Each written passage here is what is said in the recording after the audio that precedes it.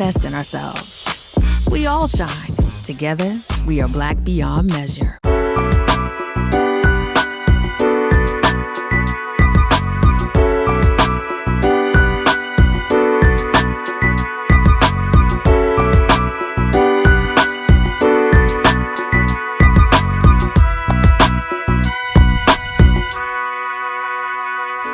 Hello, everyone, and welcome to A Balanced Life with Dr. Jacquie here at Black Star Network. And I am always delighted when we have this opportunity to get together.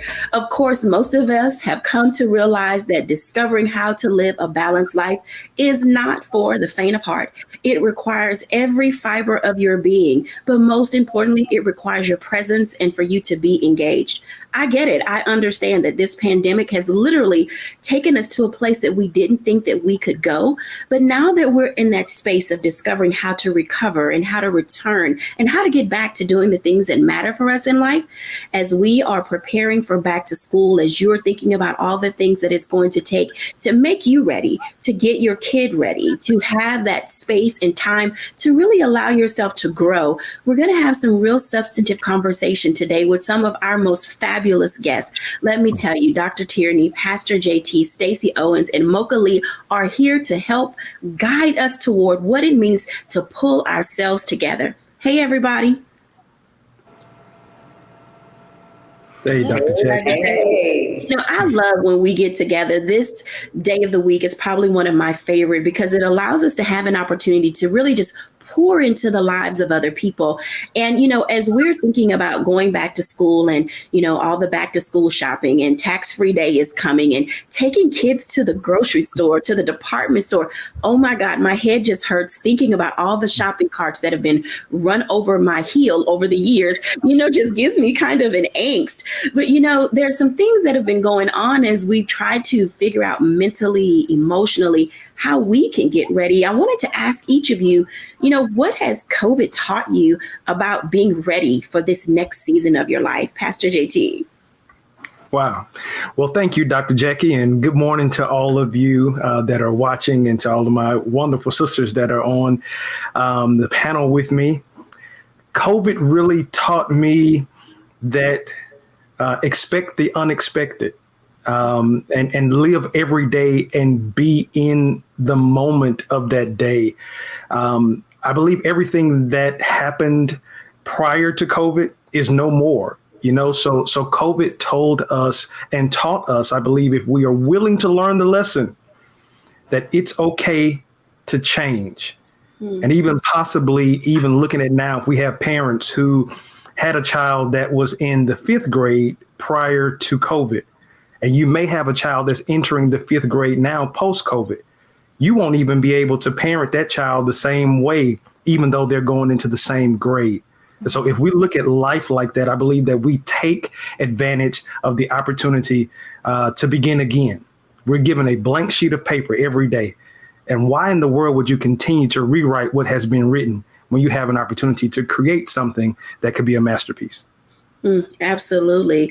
Dr. Tierney.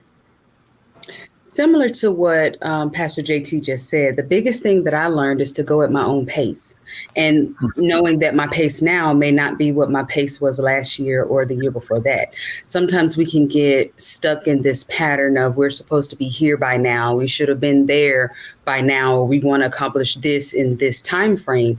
But when we have different things that's happening all around us, things that are beyond our control, the different changes, like Pastor JT said, we have to give ourselves that grace to go at our own pace. What is the pace that you need right now? That could be from a physical standpoint. It could be from a mental, emotional standpoint. It could be from a financial standpoint, you know, so making sure that you're running your race at your own pace, not his pace, her pace, the Joneses, the Smiths, or whatever it is, but making sure that you're staying tuned with you and going at the pace that you need in this season. Oh, my goodness. Learning how to stay in your own lane has never been easy, you know, and sometimes it gets the best of us. Mocha Lee, what has COVID taught you about getting ready for your next season?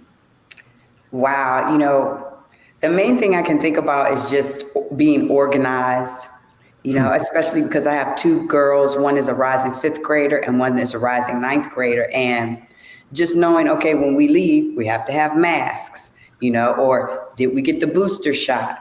when was the last shot? Now we have to know, how to schedule. So a lot of it in terms of my mindset as a parent has been stay on top of your stuff, be organized. And I love what the other commentary was, expect the unexpected, because now with the new strains of COVID, we still don't know. You could have had your booster shot. You still might get it. So I think also keeping a positive mindset, like, your children vibe off of you as a parent. So I think just keeping a positive mindset, staying organized, and just like Dr. Tierney said, have some grace and patience with the whole scenario. But again, I always go back to the morning time. I have to wake up in the morning and at least spend a few minutes just meditating and telling myself, I have enough time. I can be organized. Those positive affirmations really, really help a lot of me and my clients. Those are really good tips, because oftentimes staying organized with so many moving pieces and parts and regulations and rules and different settings, especially when your kids are going to different schools. You got middle school, high school, elementary school, and all of them have different guidelines. And so it does sometimes put us aback to be able to figure out how to do what is next for us individually. Stacey Owens, how is this navigating, and what has COVID taught you as you look for your new level of readiness in this next season in life? COVID has taught me to be flexible and to let go. I had to learn how to recognize my controllables. And if it was something that I did not have control of, I needed to let it go. So I think during this time, I've tapped more into my emotions and recognizing that, I'm the type of person pre-COVID where I had to have some type of control over everything that was going on in my life. And if it changed, I would have some type of, not necessarily a meltdown, but it would have some type of impact on me. And I had to just learn how to just let that go and go with the flow and know that whatever comes my way, I have what I need within me to deal with it, and just deal with it and don't let it cause stress and anxiety. And I think that's one of the key things that we've had to deal with in education as well. Teaching our parents how to just control the things you can control, and the things you can't control, mask mandates and all that, learn how to flow with it. Learning how to flow with it. Wow. When we come back after the break, I want us to really talk about this issue of procrastination. I don't know if you guys caught it or not, but some of the things that were said was it's okay to change and it's okay not to be okay. But in addition to that, we've got to learn how to not only just go with the flow, but have a plan and be organized and, go at your own pace. And so as you're listening and you're hearing our guests talk, make certain that you're jotting down some things that you see in your own life that maybe you need to press the pause button and give yourself space to really figure out how to go into it. When we come back after the break, let's talk a little bit about procrastination and how it can hinder us from moving forward. When we're back after the break.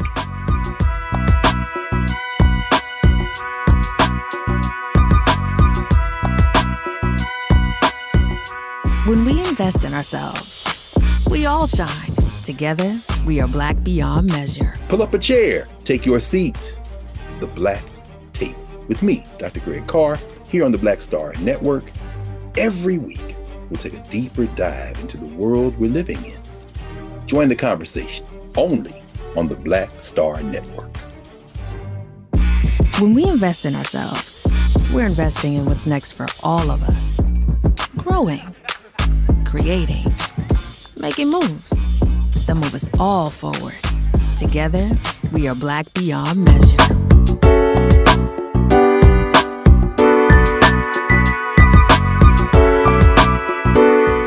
Welcome back, everyone, to A Balanced Life. Let me just say, it is one of these times and seasons in each of our lives where going forward is something we just have to put the pedal to the metal to. As we can see, life isn't going to stop. And with all of the things that have happened over the last 2 years, 2.5 years, we are moving into that space of saying we've got to figure out what our individual new normal looks like.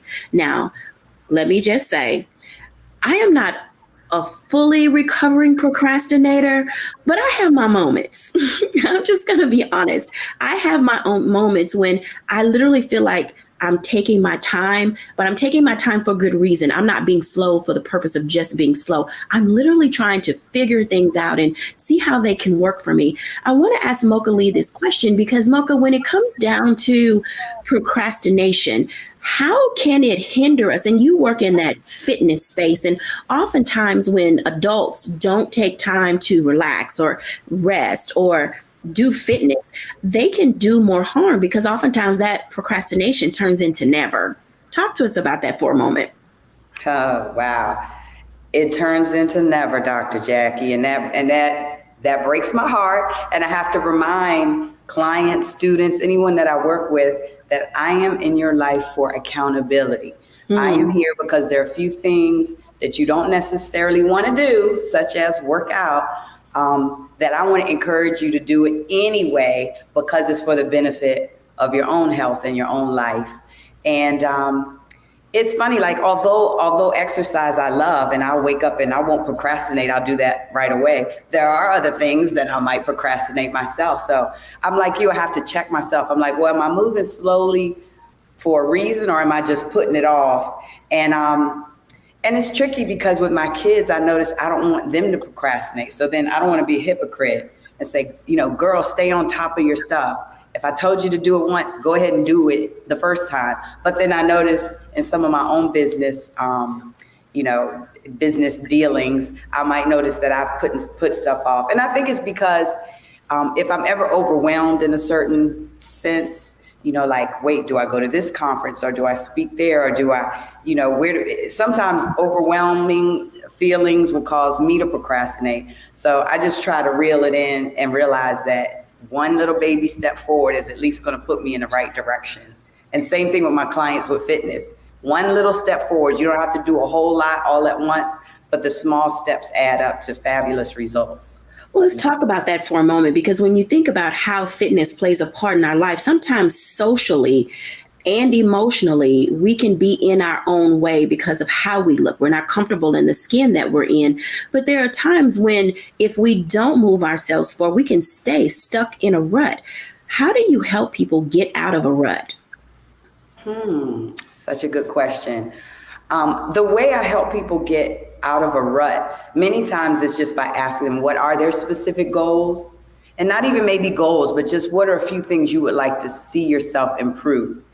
You'd be surprised, Dr. Jacquie. Sometimes it's just simple stuff. I have a few people say, I just need to get up and down the stairs better without getting out of breath. Not everyone says, I want to run a marathon or do a triathlon. There's a wide range of things that people would like to see themselves do.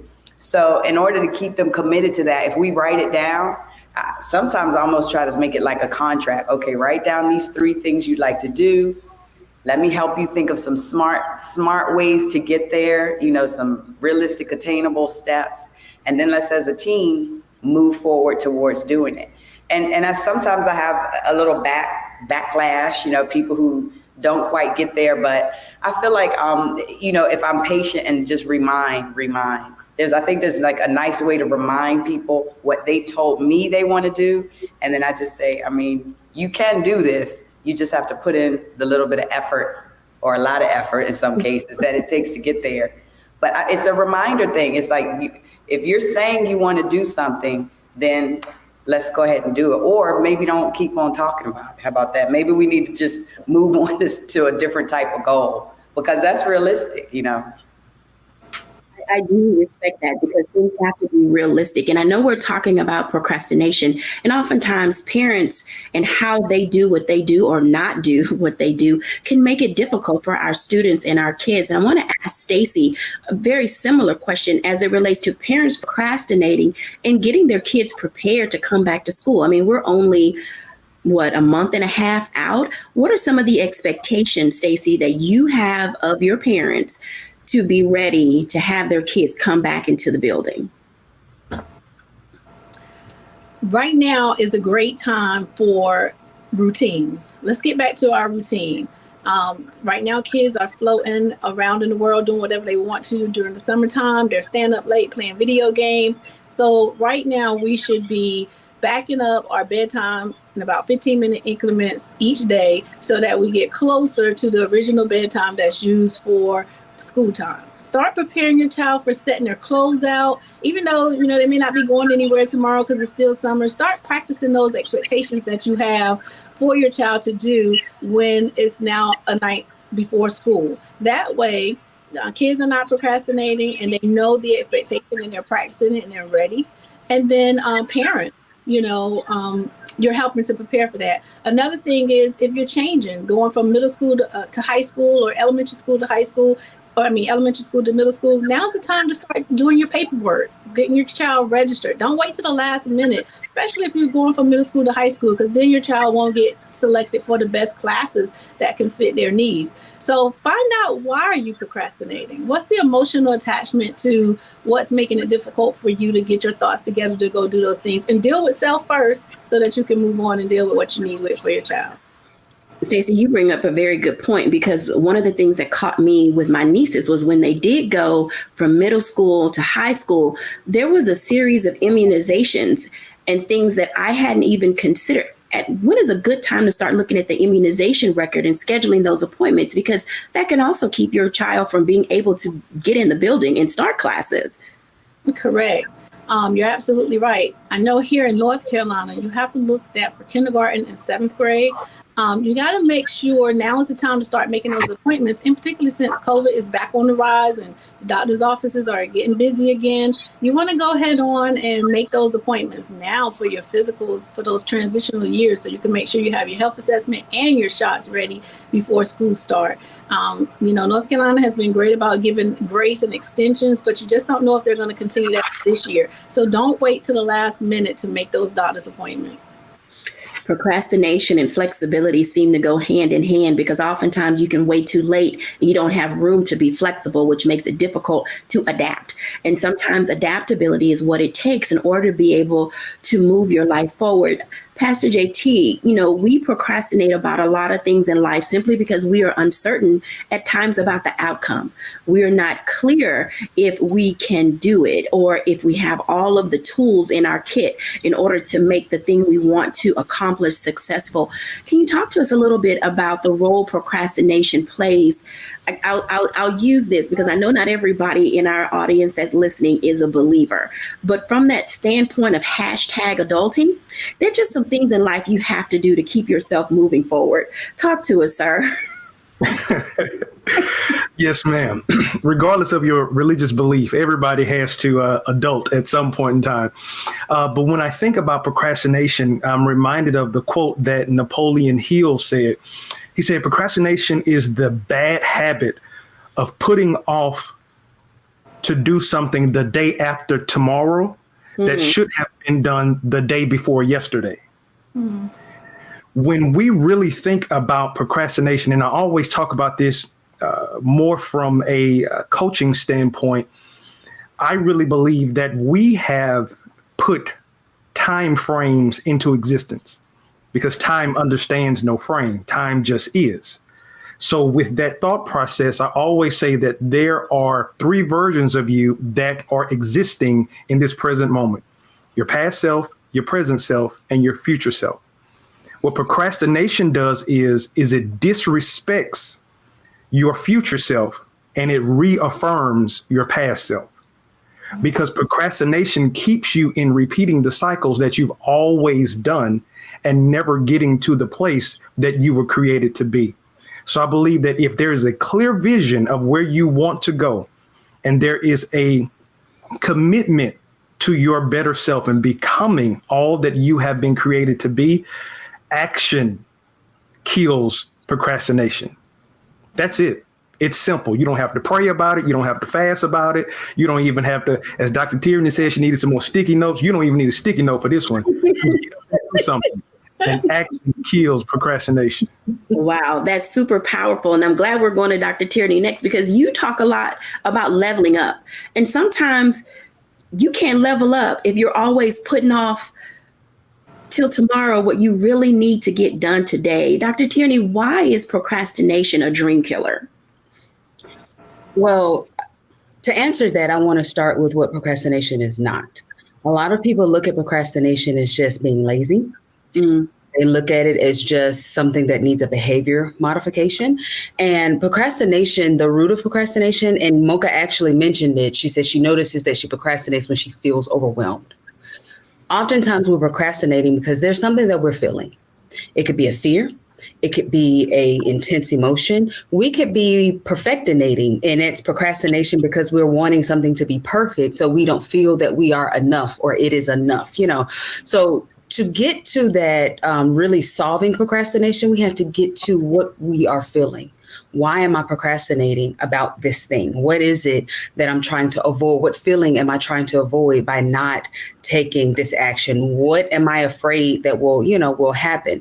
And so once we address that feeling, then the procrastination will actually kind of self-solve, because we'll continue to be activating and we'll be taking the action like Pastor JT said, because we won't be writhing in fear or feeling guilty or whatever that emotion is that's causing us to delay, that action. And when we go ahead and take the action, that's how we get to that next level. I mean, I know this sounds really simple, but you can't get to your destination if you're standing still.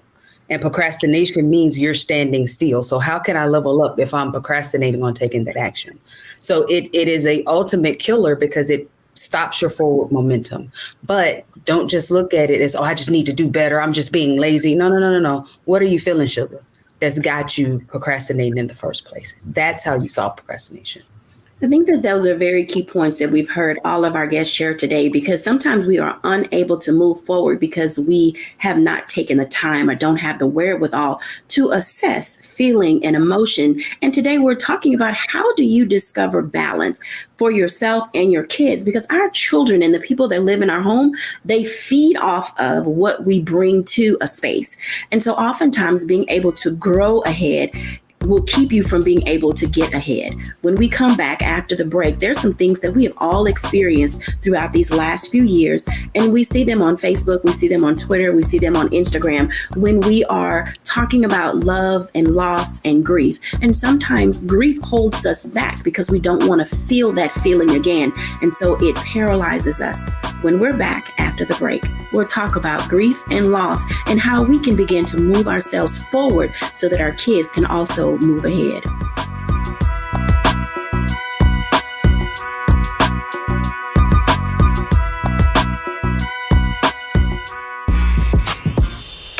When we invest in ourselves, our glow, our vision, our vibe, we all shine. Together, we are black beyond measure.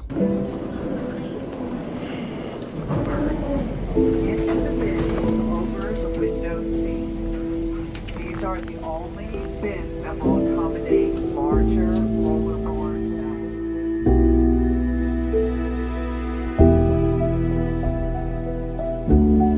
They put 10 in here? 10, and you don't come out till you die. And you eat him, you eat 10. Oh my God. So what?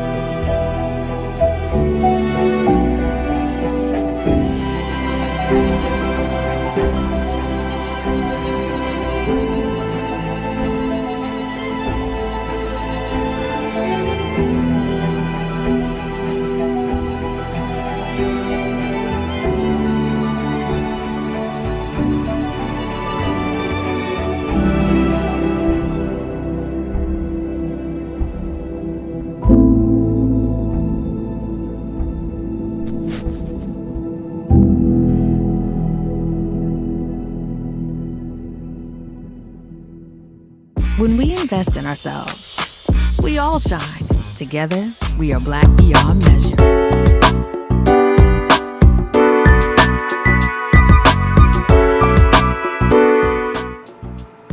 Welcome back, everyone, to A Balanced Life. And this conversation today, I hope that it is allowing you to find your access point to better, for greater, to be able to level up, to consider the possibility of powering down, just so that you can have some sense of restoration and healing in your life. So much has been thrown at us over these last 2 years, and now the world is open back up. And we're like, wait, you want me to jump into that? We are sometimes not feeling at our best or even capable of being able to do so. I want to invite everybody back in because in this season of loss and grief, we don't take into consideration how this impacts our children and whether or not they are ready. We as grown people, oh my goodness, we as grown people have a hard time trying to figure out how to move past being overwhelmed, how to move past being hurt, how to move past a loss of a job, how to move past so many things that it just continues to pile up and pile up and pile up. And then we are sunken under the weight of it. As our guests come in, I want to ask this very simple question. Can you guys share with our audience a few things that you each do to help you recover from loss, whether it was a loss of relationship, a loss of job, a loss of a loved one? There are just so many, loss of time, loss of space, loss of independence. This pandemic has really, caught us, like the tiger by the tail, and we're like, help me, help me. So how do we make things calm down just a little bit? I'll start with Mocha Lee to give us some ideas of whether it's fitness or breathing or meditation that can aid and guide us in being able to stem the tide and move forward. Mocha. Yes. Okay. So, man, this is just powerful information for all the viewers because the grief issue is real. And I know for me personally, I definitely have to have that person that I trust to talk to about situations, how I'm feeling. It's just nice to have that special girlfriend or relative because especially as women, I feel like we communicate well by talking it out. But what's interesting is that's not everyone's way. So if, as a mom, I have to realize that my teenager, who's now all of a sudden, not talking hardly at all, she might need another outlet. So I always encourage people, and especially young kids, to have some type of outlet. Now, the reason this is really good timing for me is because my kids went to a music camp. We're here in Maryland. They went to a music camp at the University of Maryland. They both play flute. And the band director made such a nice point. And he said, for some people, music is how they communicate, Mm-hmm. And it's just true. If you find an extracurricular or a hobby or something that you can really dive into and it just gives you those feel good endorphin type feelings, then go there and enjoy it, because you just need to feel good, even if it's for a short time. And then you can come back and still address any sadness or loss that you may have had. But I know for me personally, it's working out is therapeutic, especially working out to some nice music and breathing. I'm telling you, people just underestimate how deep breathing, not necessarily in a yoga class, but just sitting and breathing heavily and letting that oxygen and the endorphins just work on your brain. It's a beautiful thing. So that's what I recommend. Thank you for those recommendations. I can tell you a good deep inhale and a very slow exhale can definitely make a world of difference, because honestly, when we talk about how we are managing grief and handling life's uncertainties, being able to just stop for a moment and collect yourself can definitely be beneficial. Dr. Tierney, when we talk about collecting ourselves as we're going through these various stages of emotional uncertainty, how are we guiding people, and what are some tools and tips that you can share with our audience? Yeah, this one is really real for me, to be extremely transparent. Last year, we're coming up on the 1-year anniversary of me losing my sister to COVID. And the grieving process, this was the first loss that I had as a coach, that I stand in the gap for the people. And now it's me that is, in this intense grieving, for my sister. And the thing that I do as a coach, and I teach my clients to do as a coach, is to just be transparent. I was really real, with my clients and where I was and what, I was feeling. And so it was a beautiful moment for us to share and connect in a different way. It's one of those things where I had to take a minute and just make some white space for myself, you know. So listening to classical music, I listen to classical music now and I enjoy it. Just sitting, being quiet, you know, journaling, allowing myself to really process the emotions, you know, having those moments where I would just sit in my room and cry and allow myself that space to cry and saying it's okay that I need to cry right now. I need to be quiet right now. Spending a lot of time with family and sharing in the memories, you know, of my sister. And so getting closer with my friends and my family and those that I love and that love me, and still holding space for my clients. So it wasn't that I came to sessions like, oh, hi, how are you? Everything is great. You know, but really being honest and transparent with them to say, you know, this is where I am, but still having that space to the capacity to hold space for them because I'm making space for myself, you know, and teaching them to do the same, to make space for themselves and where they are and their grieving process, which will allow them to hold space for their children, for their spouses, for their significant others, and to be available to them because you're first being available to you. So that's the number one tip that I would say, not just as a coach, but as someone that is walking through the grieving process herself.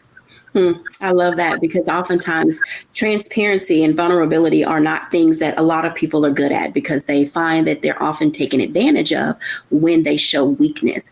And being transparent and vulnerable is really not a sign of weakness. It's about taking ownership of your feelings. It's about discovering how to master your emotions. It's about giving yourself grace to grieve, giving yourself grace to grow, and allowing those opportunities to be filled in with something that's beautiful and honest.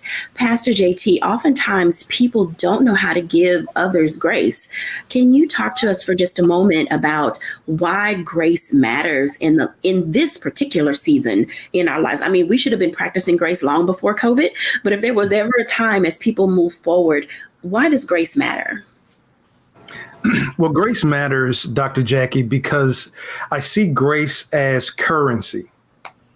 And every time we extend grace to somebody else, we're making a deposit. Because at some point in time, you're going to need that same grace that you have extended to somebody else to be returned back to you. And so if you haven't been making any deposits, when it's time for you to withdraw, it's going to be overdrawn or nothing is going to be there. So I really believe that we have to extend that grace and we have to offer that shoulder. We have to be to our circle, our village. I believe what we would like people to be to us, because to your point, we're living in some very interesting times and so many people are grieving because while we do look at grieving and we associate grieving with death, by definition, grieving is the loss of anything that you had an attachment to. So it's the death of a thing. Mm-hmm. It's not necessarily the death of a person. And I believe that just because, and I believe that where we kind of have the issue with extending grace is because we may feel the pull to extend grace to someone while they're at a funeral home, but are reluctant to extend that same grace to somebody after they have just gone through a divorce. Mm-hmm. Because now in this generation, we're having divorce parties to mask that there really is a hole in my heart.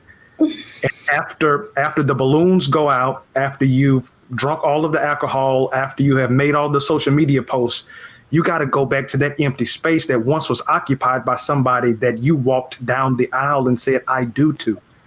So if we are not really honest, and because if I can just say this, Dr. Jacquie, I'll move on, but grief is the bridge.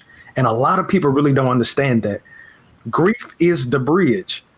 Loss happens here. Then there's grief, and then it's healing. Mm-hmm. If we never cross that bridge of grief, we now live life with the loss. Mm-hmm. And so then that's why we're heavy. That's why we're depressed. That's why we can't get out of our funk, because we never allowed the grieving process to happen. And I always say this, I have preached more funerals during this COVID period than I have done weddings, baby dedications, and baptisms. It was a point where it was about 3 months straight. Every Saturday I was preaching a funeral. And I told every family, have your moment, cry, let it out, be angry. Don't be upset with yourself when you're having a moment where you're happy and then now you're chastising yourself because you feel like you should be upset. Allow life to happen. Allow those moments to happen, because those are just signs that you're making progress to getting to that place called healing.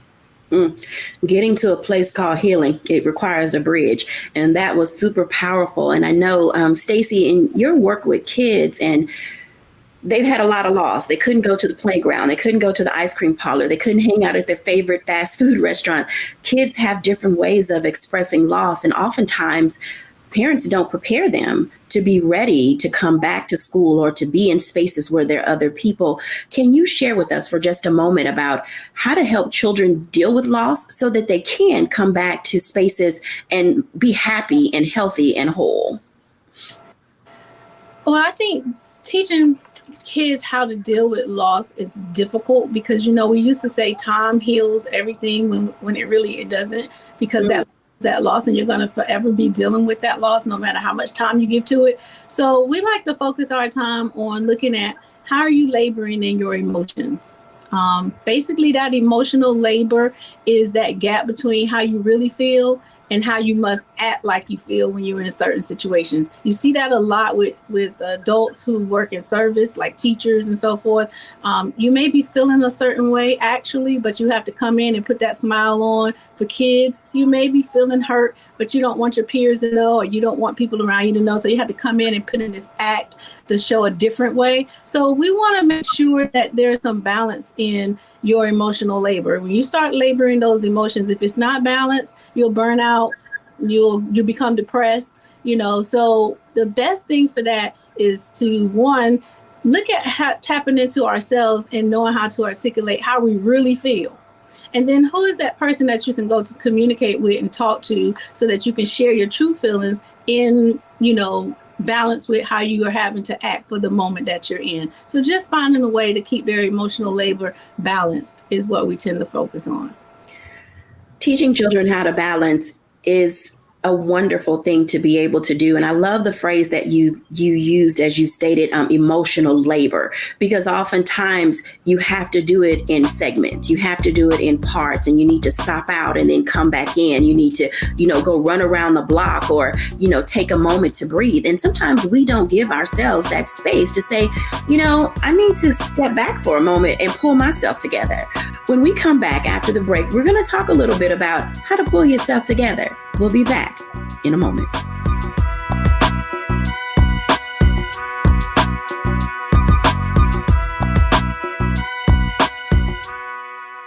When we invest in ourselves, we all shine. Together, we are Black beyond measure. I'm Deborah Owens, America's Wealth Coach, and my new show, Get Wealthy, focuses on the things that your financial advisor and bank isn't telling you, but you absolutely need to know. So watch Get Wealthy on the Black Star Network.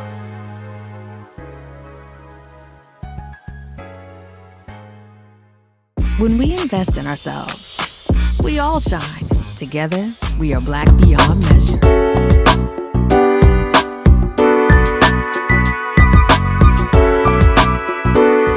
Welcome back, everyone, to A Balanced Life. And we have learned so many things about what it means to be socially, emotionally disconnected. But now, how do we pull ourselves back toward engagement?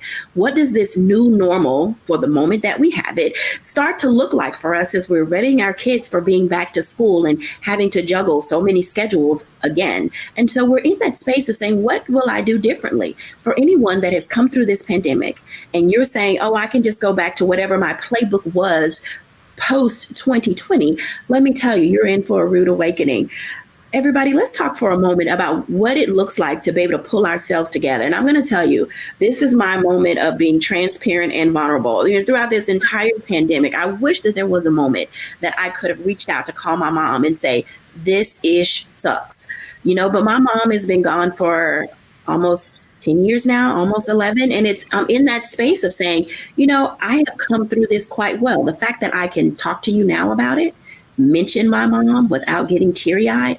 As it was already stated, it's a bridge that you begin to walk over, and it's something that you consistently deal with. But the reality of life is this: you go into these times where you're discovering who you are now, and you allow yourself to grow and be a mature adult and handle situations with poise and with grace and with some level of understanding that you may not have all your stuff together, but you're on your way to being able to do so.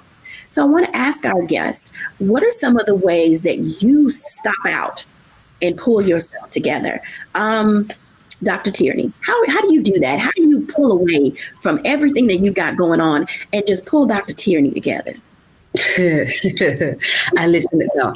I do a couple of things actually. So, our phones, they come with a little button that turns the phone off.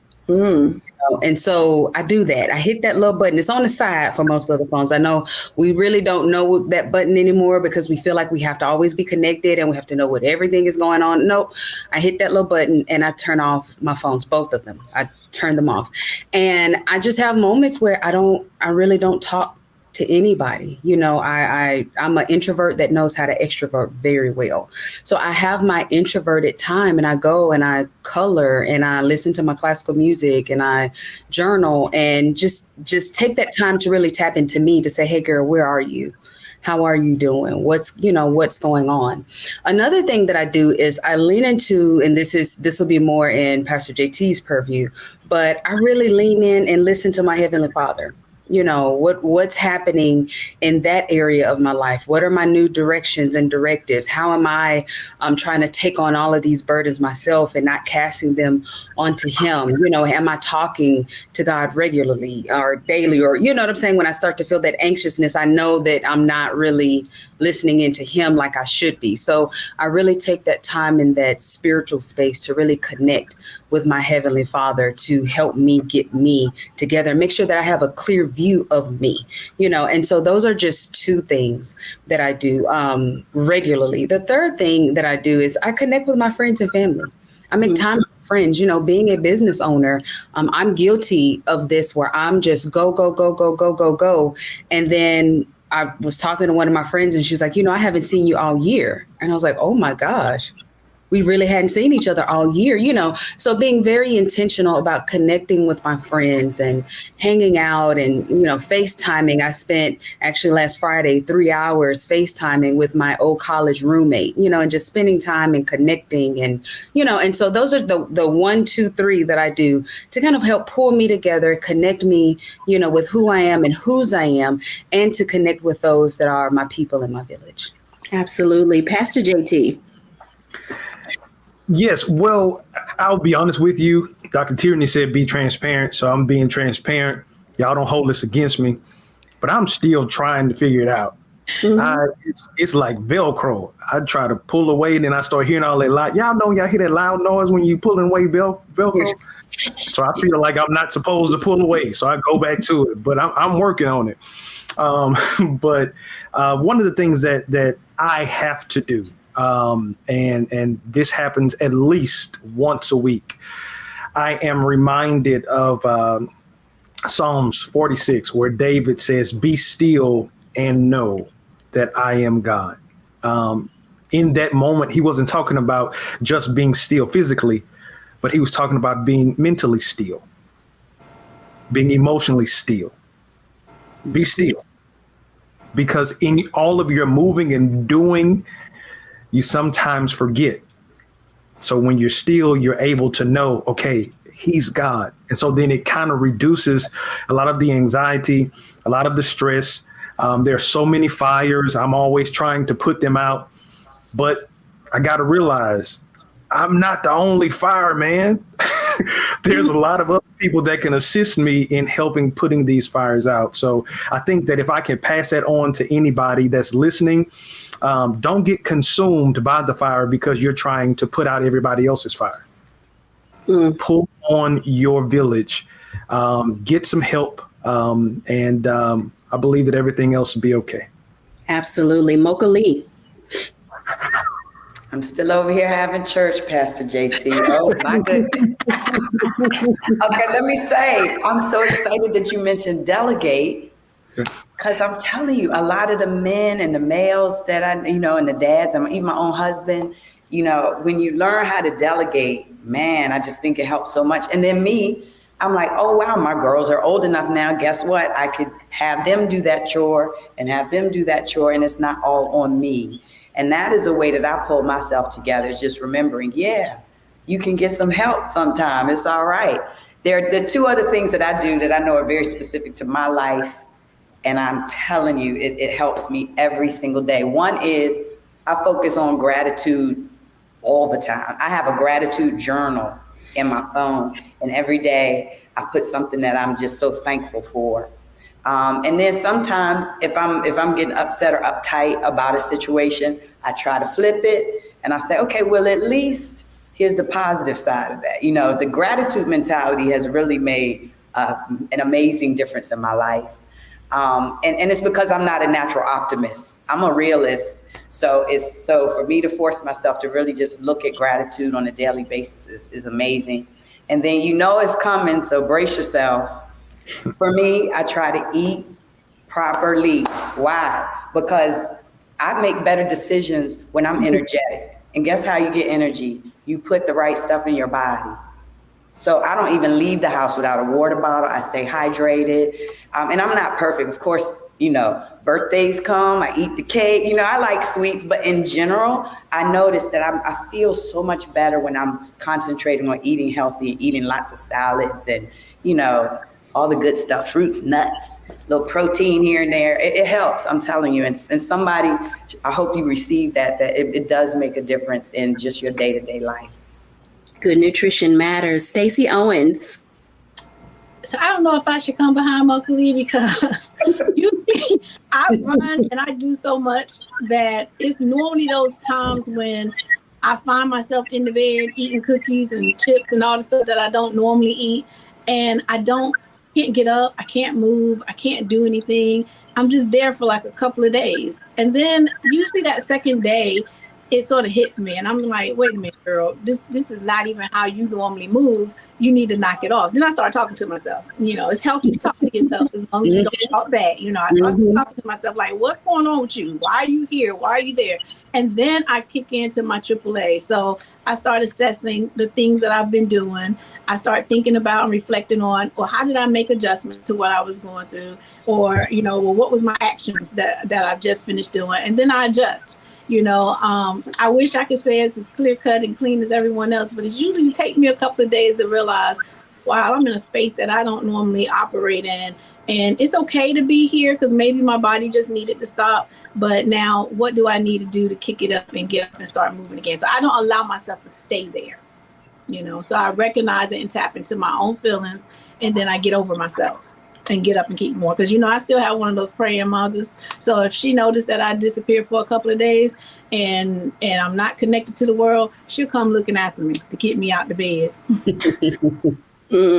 Everybody, it's very interesting. I have enjoyed listening to what each of you has said. And, I'll be honest, just maybe like a month ago, because I work with so many people and I'm in a lot of different spaces, one of the things that I had to do was pull myself back and just monitor other people's behavior, because I recognize that, as everyone here has stated, you two are all going through various things. Each of you out here in the world are trying to find your space and navigate it. And so I went back to something that was familiar to me.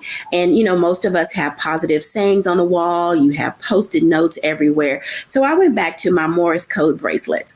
And so I have 3, and they do remind me every day to do 3 things: be still, be present, and exhale the BS. I mean, literally, that's what it says on my bracelets. It says, be still, because I know for me, sometimes I can run ahead of God. I can run ahead of those things that are natural and important, and I need to just kind of step back. But I also have learned the value of being present, which is observing my surroundings and really listening to what people are saying. I mean, I wouldn't be a good coach, a good leader, if I didn't take the time, to really listen and see where people are, because it gives me a new guide in order to be able to stay in their space. Because, I'm telling y'all gonna lose some friends, coming coming out of this pandemic, because people are not going to be who you think they are. They're not who they were when we were going through this pandemic. So as they emerge, I want you to be aware that people are coming out of this thing differently. And then, as I said, I have to exhale the BS. I'm learning not to take it personally. People are people, and they're going to be people, and it's not directed at me. It's who they are. So audiences, you have listened to some of what our panel has said and the great tips that they have given. When we come back after the break, I am going to give my reflection, and we're just going to discover together how we can move our lives forward while engaging with other people when we're back after the break.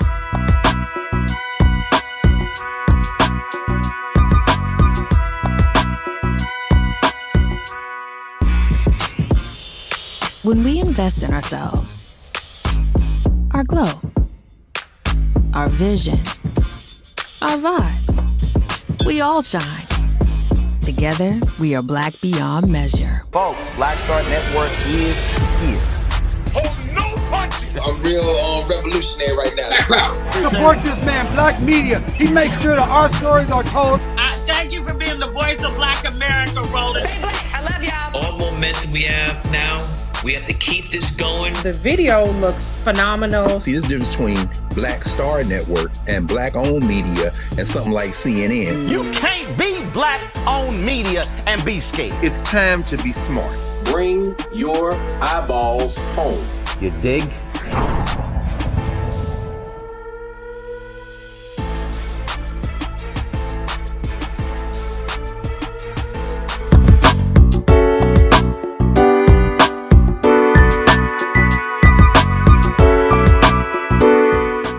Welcome back, everyone, to A Balanced Life. And as you can tell, ownership is the primary key to discovering how to live a balanced life.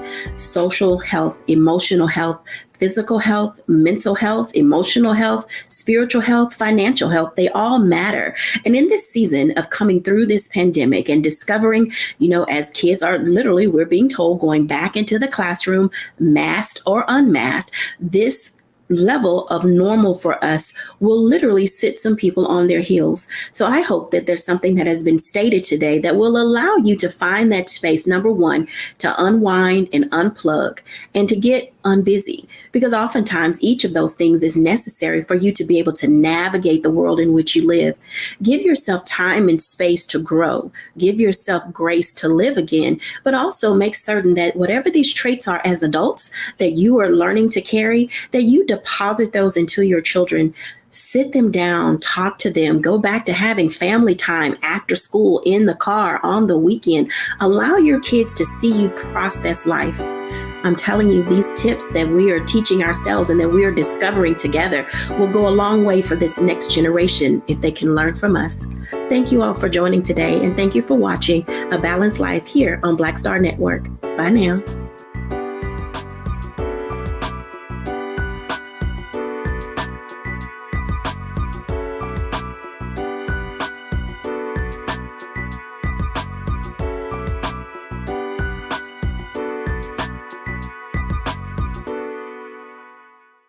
When we invest in ourselves, we all shine.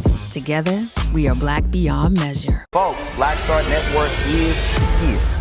Oh, no punches! I'm real revolutionary right now. Support this man, Black Media. He makes sure that our stories are told. Thank you for being the voice of Black America, Roland. Stay black. I love y'all. All momentum we have now, we have to keep this going. The video looks phenomenal. See, this difference between Black Star Network and Black-owned media and something like CNN. You can't be Black-owned media and be scared. It's time to be smart. Bring your eyeballs home. You dig?